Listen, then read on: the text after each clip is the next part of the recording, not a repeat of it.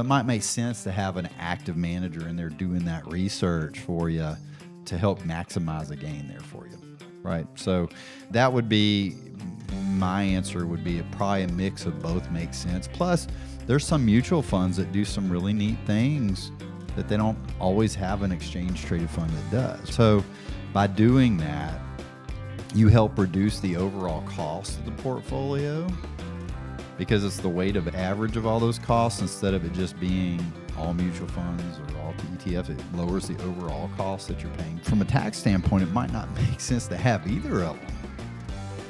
So if you're in a really high tax bracket and you own a brokerage account you're going to be paying taxes on, you're not going to get much of a benefit from owning mutual funds and ETFs from a tax management standpoint. So what do I mean? Well, if you own the individual securities, again, remember, if you own the fund, you don't own the securities and you don't have control over the securities. When you own the stocks, however, then you can do some cool things like gain loss harvesting, where you sell off one and buy another. Don't have to completely get out of the markets to do these things if you're doing them right. But you save so much on taxes doing it that way. So maybe having none of them makes sense.